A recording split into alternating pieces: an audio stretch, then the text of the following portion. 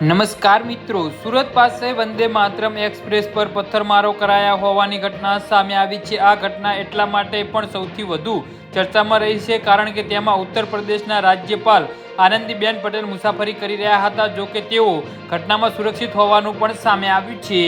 જી હા મિત્રો, અત્યારે હાલના સૌથી મોટા અને મહત્વના સમાચાર સામે આવી રહ્યા છે। તો મિત્રો, સમાચારમાં વધુ વિગતવાર વાત કરીએ તો આ મામલે એક શંકાસ્પદ આરોપીની અંકલેશ્વર આરપીએફ દ્વારા અટકાયત કરવામાં આવી છે અને પૂછપરછ ચાલી રહી છે। સાંજે 6:30 વાગ્યાથી 6:45 વચ્ચે આ ઉત્તરાયણ અને કોસાડ વચ્ચે train number 22-961 Vande Mataram express પર પથ્થરમારાની ઘટના બની હોવાનું સામે આવ્યું છે। આ મામલે જીઆરએફને જાણ કરવામાં આવી હતી।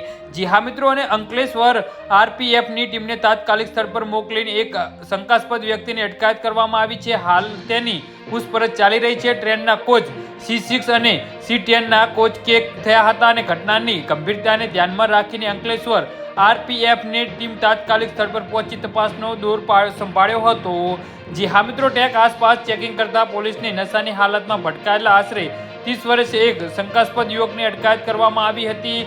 આ કૃત્ય માત્ર નશાની ધૂનમાં કરાયું હતું કે તેની પાછળ કોઈ અનુચિત ષડયંત્ર છે તે દિશામાં તપાસ લંબાવવામાં આવી છે। સ્થિતિને કાબુ લઈ સુરત, અમદાવાદ અને રેલવે રૂટ પર પેટ્રોલિંગ હાલ સઘન બનાવી દેવામાં આવ્યું છે।